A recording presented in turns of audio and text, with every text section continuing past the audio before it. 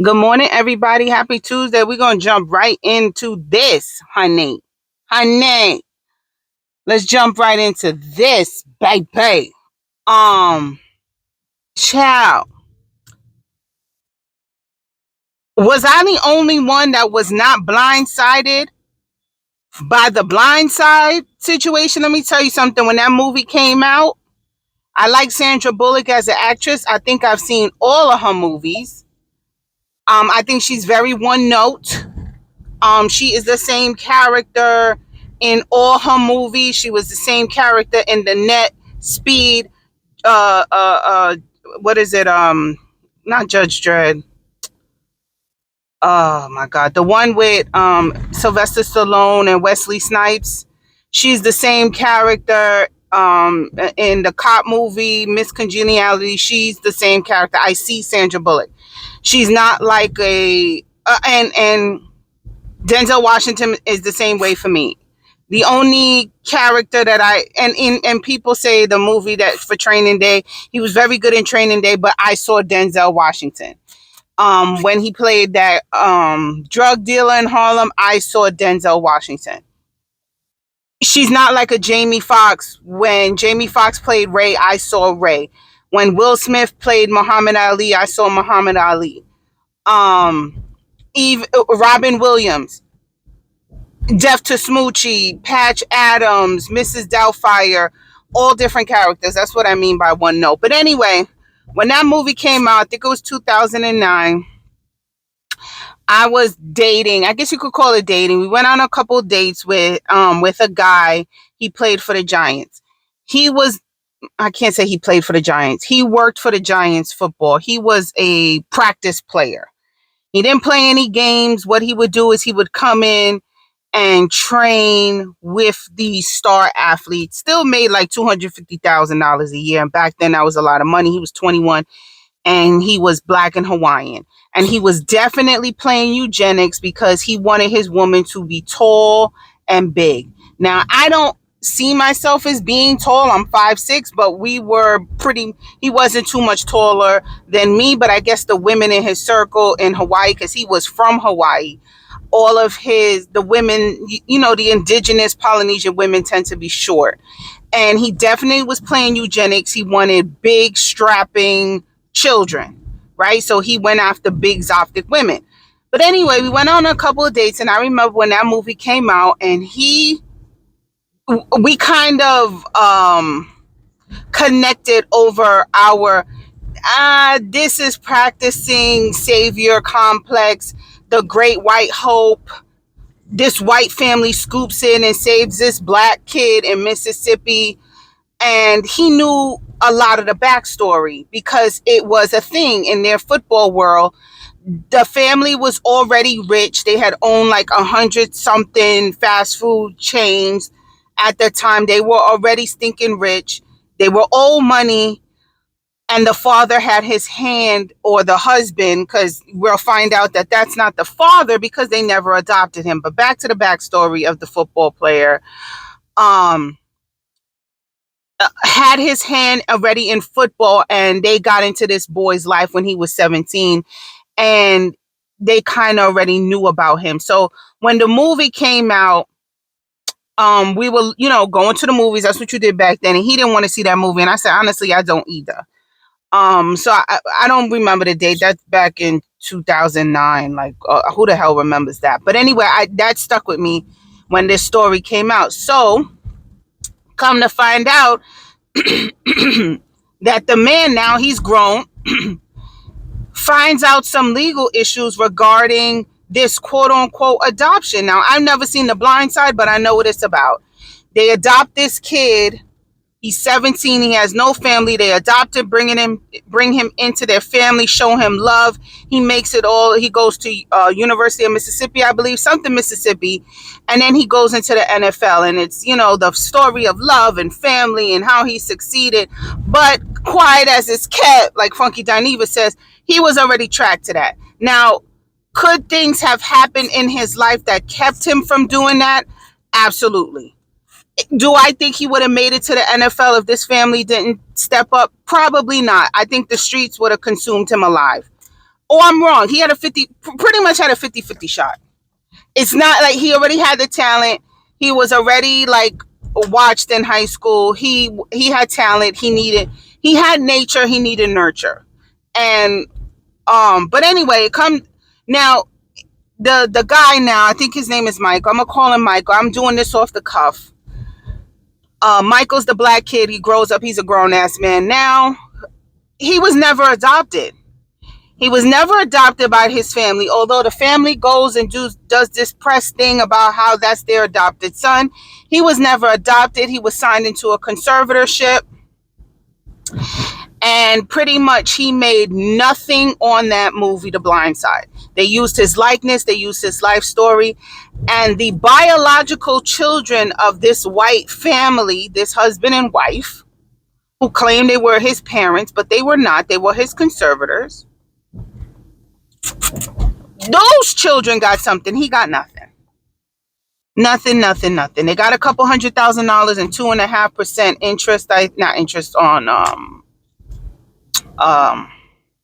money they made off the movie. The bio kids, but not this quote unquote adopted kid who was never adopted. So anyway, I read the article very, very briefly. It is mainstream news about why this is all happening now. But from what I read, the really quick skim I read this morning, he's just finding out.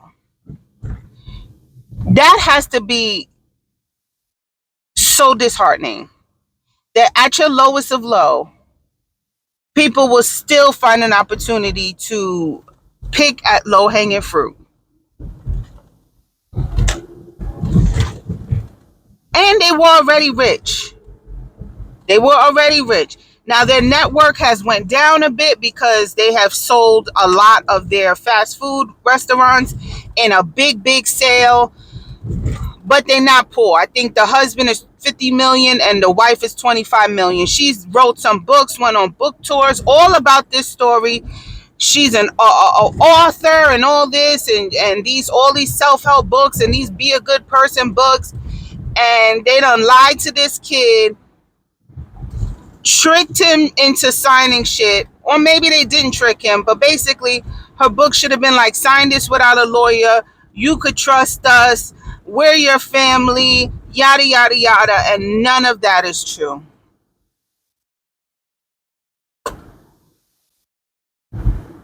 That's why I never seen a movie. There's re-traumatizing movies that I don't see. I don't watch slave movies at all. The last slave movie I have seen was Amistad. I didn't watch 16 Years a Slave. I didn't watch Will Smith's slave movie. Oh, no, I'm lying. I saw Django. But I don't classify Django as a slave movie. One, it was Quentin Tarantino. I'm a fan of his work. I love the blaxploitation shit that he does. He's like DJ Vlad of yesteryear, just monopolizing off of the black culture, and we allow him to. Y'all give him a seat at the proverbial black picnic, whatever.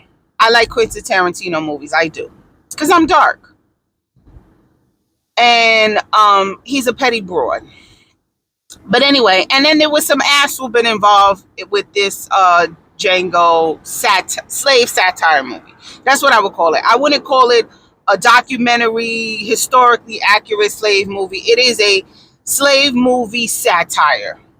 That, I would say that was the last one. But the last slave-like movie I have seen is Amistad. Give us free. That's the only thing I've seen. I don't watch slave movies because I don't like to be re-traumatized. I was heavily re-traumatized when I went to the African American History Museum. I went with my children. They were 3 at the time, or 4. When did I go? 4. Were they 4? They were 4. It was a couple months ago. I went with them. It was a blessing and a curse because I couldn't stay as long as I wanted to stay and actually read exhibits because they was ready to go. But I think if I would have stayed longer, I would have been hurt even more. I tell my husband we need to go back without the kids, but I don't even know if I can mentally handle that. There's a video of Anthony Anderson and some other celebrities coming out of a holding cell underground, seeing where the slaves were kept and held during processing. and the camera is showing all of their faces, and they look terrible. These people, these celebrities are heartbroken, angry, and sad at the same time. So that's how I feel. When The Blind Side came out, I said, there's just something in my spirit and you know, I'm a big juicy black atheist, but there's something in my spirit that just says, this ain't right. This ain't it. This is not it. This is something is wrong with this. And people love the movie. She won, and Sandra Bullock won an Academy Award for this movie. Let's talk about that. Okay? I might have my own feelings about it, but she won an Academy Award for this movie. This was a big fucking deal, this movie. And it was a lie. Now, I've seen some comments, take away her award for what? Instead of it being, it's nonfiction or fiction. Fiction is fake, right? It's fiction. Does fiction mean fake? It's just fake. She still had to act and play the part of another person. The only difference is that it's not based on real life. It's fake now. It's a story because they never adopted this kid and pretty much took his money, put it in a conservatorship, didn't give him any money for his likeness or his story, and gave it to their bio kids to now continue their generational wealth. Now, let's be very clear. White people in America, if you're not an immigrant, and you can trace your lineage to the criminals that came here, because fun fact, America was what we like to call Australia. Put all the criminals on Australia and put all the men on Australia. America was Australia. This is where the upper echelon in the European countries threw their waste. So the people that started America was rapists, criminals, murderers, and the bottom whites. Bottom whites. So if you can trace your lineage back to the original bottom white settlers here, your generational wealth was built on the back of slaves. That's just a fact. That is just a fact. That is a fact. And to know that this already stinking rich family with old generational slave wealth, because it is Mississippi, used in 2003, because the movie came out in 2009, but this story's from 2003, to then guarantee and continue their lineage off of the back of a bottom black, because he was a bottom black. He didn't come from a prominent family. He was damn near an orphan. Y'all still using the blacks. So, like I said, this movie never felt right to me. Not the movie, because it's a movie, but I only know about it because of the movie. If the movie never came out, I probably wouldn't know this story, because it came out in 2003. Social media wasn't popping like that. I was a year out of high school, and Facebook now was becoming a thing. You needed a college email address to get a Facebook. My original college email address is nmelbourne@hunter.cuny.edu. Like, you needed a college email to get a Facebook page. Wasn't popping like that. The instant information highway wasn't available. I didn't know about this story till the fucking movie came out, and neither did y'all. And if y'all did, then y'all were in the football world like that guy I was dating, because that was his world, right? So, just never felt right to me. There's another movie of white savior and saving that just doesn't feel to me. Oh. So I follow this family, and I'm very iffy about them. I don't have any point of reference or contact. There's a woman, she's on my Instagram, she's famous on TikTok. She had 10 kids, now she has 12 kids. She's called the Doherty Dozen. She has, I think, 4 biological children of her own, or 3 biological children, and the rest of them are adopted and or fostered. And these children, I believe all of them have some form of fetal alcohol syndrome or some kind of, disability based on substance use from the mother. And she has these set of twins. They're black. And she has some white ones, some black ones, some biracial ones, it looks like. And, oh, what the hell we gotta do here? We gotta back up. Some biracial ones and yada, yada, yada. But anyway, just something about these black twins, which I believe the black twins are adopted. It's just something about, maybe not her, but it's something about, I don't know. I can't put my finger on it. That just seems very opportunistic. Now, if you look at her page, them kids, all of them, stellar lives. These kids have great lives. Do they hoard the money? Hell fucking no. I don't think you get money from adopted children, right? You only get money from foster children. So I know quite a few of these children are adopted. There ain't no money coming in. I think she makes some money from content creating, and the dad is a teacher. No, I know the dad is a teacher in a high school, like a gym teacher. And I think she makes her money from content creating, putting up these videos about her life, taking care of these 12 kids. They do horseback riding, vacation. Let me tell you something. When one of them have a birthday, oh my God, she lays out everything she do for the birthday. And the bio kids, actually, I think the bio kids get cheated on birthdays. And by cheating, I mean, I think she's spending at least $20,000, $30,000 per kid on a party. It has to be this. There's icy trucks, gaming trucks, presents galore, Amazon presents, the older ones. She bought them sneakers, Jordans, this, that, football practice, the cars. Yeah, we're going to fly in your biological mothers for Christmas, whatever. Are these kids being mistreated? Hell no. But is there a aura or a shadow of that is opportunistic? And the reason why I'm saying no is because she didn't get into content creating when she got the twins. It was way after. She got into content creating when she had 10 kids, and she's had those twins since they were babies.